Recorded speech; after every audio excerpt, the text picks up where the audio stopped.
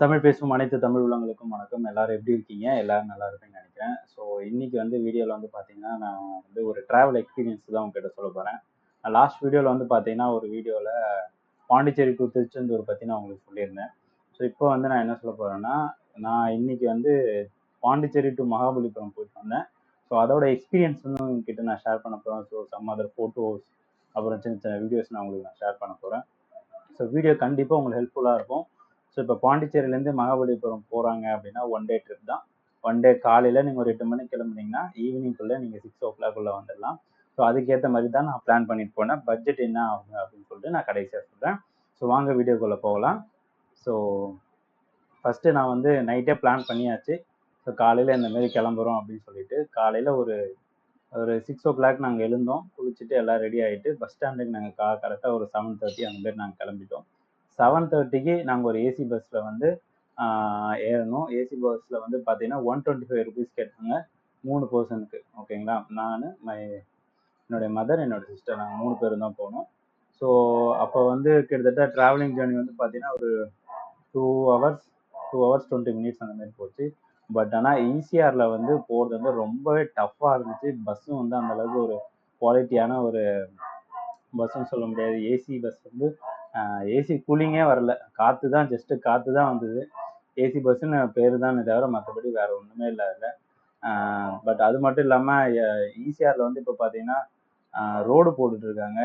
Pondicherry half of the வேலேருந்து பாண்டிச்சேரி தாண்டினதுலேருந்தே எங்கே பார்த்தாலும் டேக் டைவர்ஷன். பஸ் ரோட்டில் போகுதா இல்லை குண்டுங்குழியில் போகுதானே கண்டுபிடிக்க முடியல. ரோடு போட்டிருக்காங்க, ஆனால் அது ஒவ்வொரு டேக் டைவர்ஷன்லேயும் பார்த்தீங்கன்னா பள்ளமாக இருக்குது, மூடாக இருக்குது. ஹாஃப் ஆஃப் தி வேக்குள்ளே பாடி பெயின் வந்துச்சு எனக்கு. ஏன்னா நான் லாஸ்ட் 1 இயருக்கு அப்புறமேட்டா 1.5 இயர்ஸ்க்கு அப்புறமேட்டா ஃபஸ்ட் டைம் இப்போ தான் நான் சென்னைக்கு போகிறேன். ஒன்ஸ் நான் துபாயிலேருந்து வந்ததுக்கு அப்புறமேட்டா பஸ்ஸோட எக்ஸ்பீரியன்ஸ் பார்த்தீங்கன்னா ரொம்பவே ரொம்ப ஒஸ்ட்டு. பெட்ரு இப்போ இந்த சீசன் டைமில் நீங்கள் காரில் போனீங்கன்னா கொஞ்சம் பெட்டர். பட் காரில் போனாலுமே காருக்கு ஏதாவது ஆகிறதுக்கு வாய்ப்பு இருக்குது. ஏன்னா கார் அலைன்மெண்ட் மாற வாய்ப்பு இருக்குது. ப்ளஸ் அது மட்டும் இல்லாமல் ஒரு ஒரு ஈவனான வேவே கிடையாது. எல்லா இடத்துலையும் டேக் டைவர்ஷன் இருக்கிறது ஃபஸ்ட்டு நான் ஏன்டா கிளம்பணும் அப்படின்ற மாதிரி ஒரு சுச்சுவேஷன் ஆயிடுச்சு. பட் நான் இங்கேருந்து 98 kilometers போகிறதுக்கே இந்த மாதிரி இருந்ததுன்னா ஒரு 500 kilometers 400 kilometers போகிறேங்க அப்படின்னா ரொம்ப ஸ்ட்ரகிள் பண்ணி தான் போகிற மாதிரி இருக்கும். ஸோ அதனால் பெட்டர் சென்னையிலேருந்து யாராவது நீங்கள் பாண்டிச்சேரி வரீங்க அப்படின்னா பைபாஸில் வந்துடுங்க, அது பெட்டராக இருக்கும். அதேமாரி சென்னையிலேருந்து பாண்டிச்சேரியிலேருந்து சென்னை போகிறீங்க அப்படின்னாலும் பைபாஸில் போயிடுங்க. பைபாஸில் போயிட்டு கேளம்பாக்கத்துலேருந்து நீங்கள் மகாபலிபுரம் வந்தீங்க அப்படின்னா உங்களுக்கு இன்னும் கொஞ்சம் பெட்டராக இருக்கும். ஏன் அப்படின்னா ரோடு ரொம்ப ஒஸ்ட்டாக இருந்துச்சு. ஸோ அது ஒரு பேட் எக்ஸ்பீரியன்ஸாக இருந்தது. ஒரு வழியாக நாங்கள் போய் இறங்கணும். இறங்கிட்டு அங்கே போயிட்டு மகாபலிபுரம் என்ட்ரன்ஸ்லேயே நாங்கள் போய் நின்றுட்டோம். அங்கே போயிட்டு நாங்கள் காரில் எதுவும் அரேஞ்ச் பண்ணல, ஜஸ்ட் ஒரு ஆட்டோவை மட்டும் கேட்டோம். அவங்க பர் பர்சனுக்கு 260 rupees சம்திங் சொல்லிட்டு அங்கே எல்லா இடமும் காமிப்போம் அப்படின்னு சொல்லிட்டு சொன்னாங்க. எனக்கு பெருசாக அதில் ஒன்றும் அப்புறமேட்டா நாங்கள் ஆட்டோவில் ஜஸ்ட்டு நாங்கள் என்ட்ரன்ஸ் மட்டும் விட்டால் போதும் அப்படின்னு சொல்லிட்டு சொன்னோம். ஸோ அதுக்கப்புறமேட்டா ஆட்டோவுக்கு 100 rupees கேட்டாங்க. சரி 2 kilometersக்கு ரீசனபிளாக தான் இருக்குன்னு சொல்லிட்டு அதுக்கப்புறம் ஆட்டோவில் நாங்கள் போயிட்டோம். அங்கே போயிட்டு அங்கே போனால் மணி ஒரு 11:30 இருக்கும்.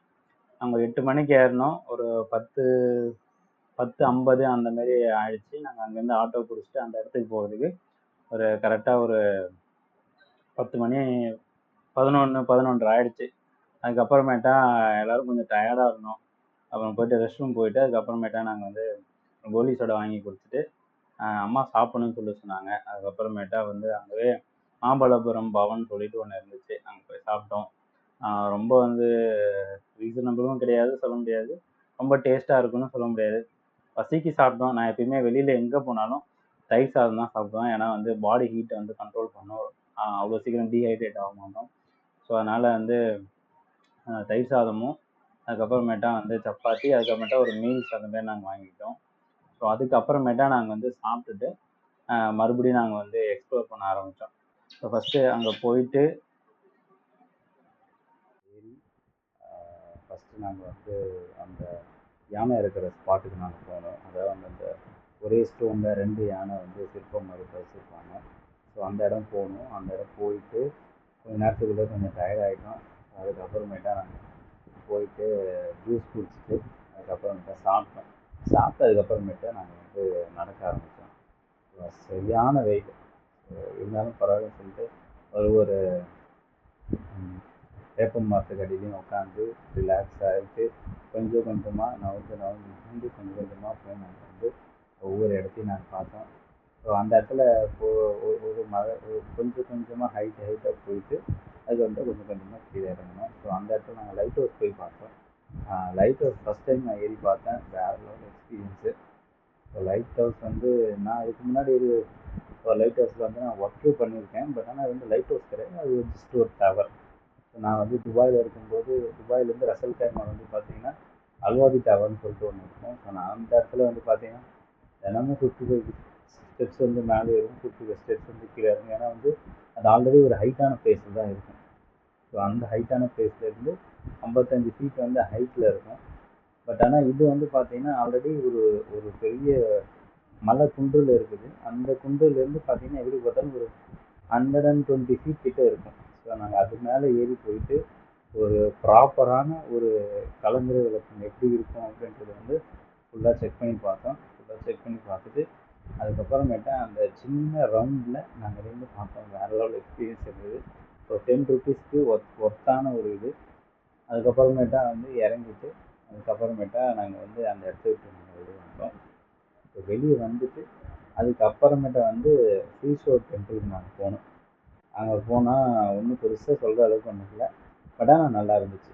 பழைய டெம்பிள், எதுவும் பூஜை பண்ணுறவங்க அந்த டெம்பிள் ஜஸ்ட் டூரிஸ்ட் பிளேஸ் தான் இருந்தது. பட் ஆனால் ஓவரால் எக்ஸ்பீரியன்ஸ் வந்து பார்த்தீங்கன்னா இந்த இடத்துல நல்லா இருந்தது. அங்கே பார்த்துட்டு கொஞ்சம் ஃபோட்டோஸ் எடுத்தோம். அதுக்கப்புறம் பீச் போகலான்னு பார்த்தோம். ஒரு 2-2:30 மணி இருக்கும் அப்போ வெயில். ஸோ அங்கே ஆல்ரெடி நம்ம பாண்டிச்சேரியில் தான் இருக்கணும். ஸோ அதனால் வந்து பீச் வந்து நமக்கு ஒன்றும் புதுசு இல்லைன்னு சொல்லிட்டு அங்கே இருக்க சின்ன சின்ன ஷாப்பிங்ஸ் மட்டும் பண்ணிவிட்டு அதுக்கப்புறம் ரிலாக்ஸாக அதுக்கப்புறம் நாங்கள் வந்து பஸ் ஏறினோம். ஸோ பஸ் ஏறிட்டு வரும்போதும் சேம் அதே இஷ்யூஸ் தான்.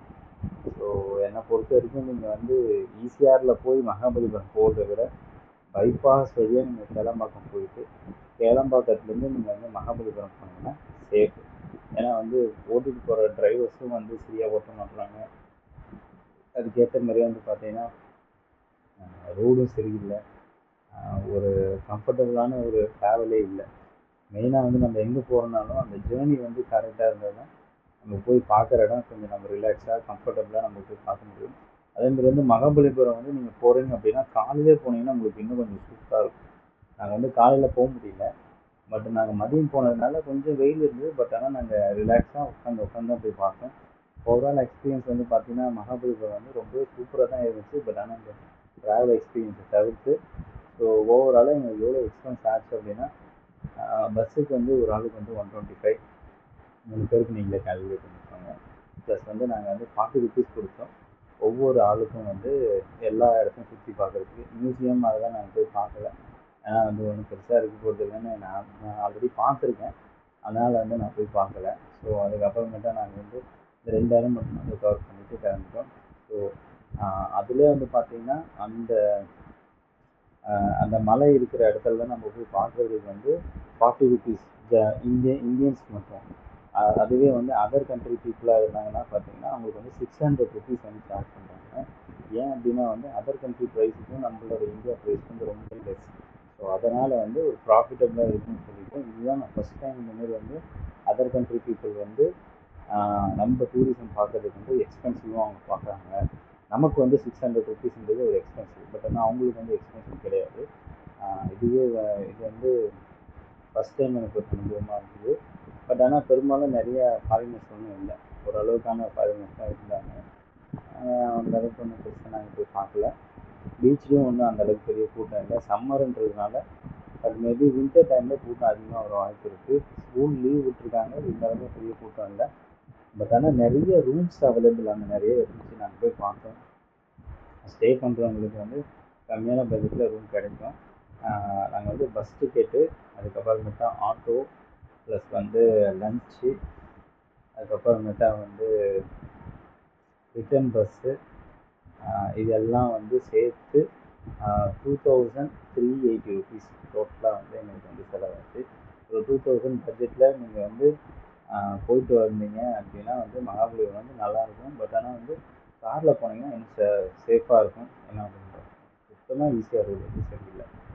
சப்போஸ் இப்போ நீங்கள் போகணுன்னு நினச்சிங்கன்னா ஒன்லி வந்து நீங்கள் வந்து பைபாஸில் போயிட்டு பைபாஸ்லேருந்து அதுக்கப்புறமேட்டா கேளாம்பாக்கம் டு மகாபலிபுரம் போனீங்கன்னா கம்ஃபர்ட்டாக இருக்கும். என்னோடய எக்ஸ்பீரியன்ஸில் நான் உங்கள்கிட்ட சொல்கிறேன். ஸோ தேங்க்ஸ் ஃபார் வாட்சிங் திஸ் வீடியோ. இந்த வீடியோவில் அவங்க பார்க்கலாம். தேங்க்யூ.